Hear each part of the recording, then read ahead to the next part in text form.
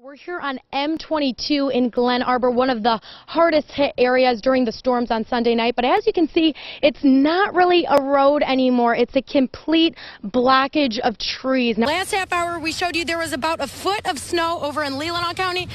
Right over here in Clinchburg, about half a foot right now. I just had the chance to speak with Chief Maury of the Lake Missaukee Fire Department, and at this time, he tells me the fire is still under investigation. You have me all geared up. It's National Fire Prevention Week, but we really wanted to focus on, the everyday duties you do and what it takes to even get. I go forward or backward? It's going to make up its own mind. You just stay on top.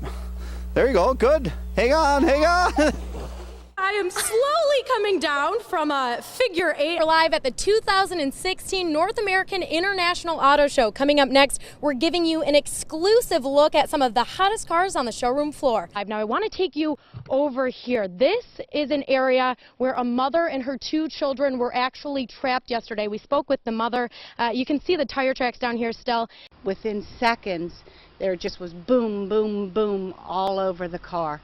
I was just petrified. My kids were in the back seat. Amy and her 2 children, Timothy and Jayla, were trapped just seconds after leaving their Glen Arbor home on their way to Pittsburgh Sunday night. And we got about 50 yards away from the driveway and a tree fell down in front of us. So we were just going to turn around and go back. And then by the time we reached our driveway, another tree fell, so we were stuck in between. Unsure if there were any downed power lines, Amy quickly called 911 around 4 o'clock. Her brother-in-law, who lived down the street, made it to her first and was able to check the car and help her family out. One of the doors was able to be opened, so we all crawled to that door. And then we crawled across these trees across the road, probably 50 yards down, and then started to walk. Now, Amy and her 2 children were extremely lucky to make it through this rubble unharmed, but what's unknown at this time is the condition of her car, when crews will be able to get to it, and when they'll be able to make a path into Glen Arbor. We're going to have to special cut around it because we won't be able to push it with a loader with the car there. The Leelanau County Road Commission says the path of thick debris goes on for about a mile on North M22 into Glen Arbor. Nobody, even the old timers, never seen anything like this before. In Leelanau County, Alyssa Hearin, 7 and 4 News. When you walk along the beaches here in northern Michigan, it's common to see people rock hunting, enjoying a nice boat ride, or even stand-up paddleboarding. But one thing you don't see every day is surfers. First thing that clips out of the corner of your eye is a bunch of guys here on surfboards. Are you kidding me? Northern Michigan, surf's up. That's right, he said Michigan. It surfs up and the 50-degree chilly water isn't stopping these Lake Michigan surfers. In fact, their season is just getting started. The best time of year is usually fall when the wind starts to blow.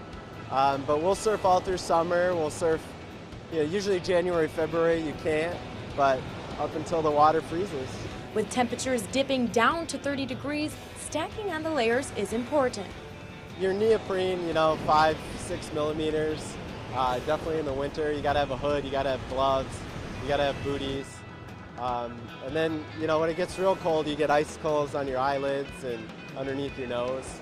Surfers here also have to deal with waves coming in quicker intervals. In an ocean, the storm is usually far away and it sends waves in. Here, the storm's a lot closer, so you're surfing in windy conditions. So it's a lot shorter period of a wave, colder.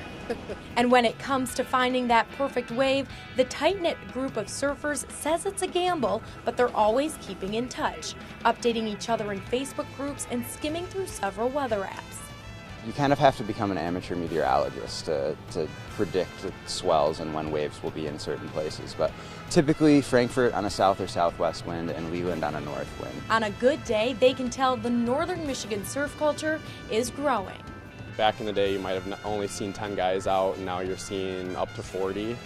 So it's a little more crowded, but I'd take the crowds over being a little more lonely in the water. And although they're split on which body of water is better, many say our waves can be just as good. The ocean's way better.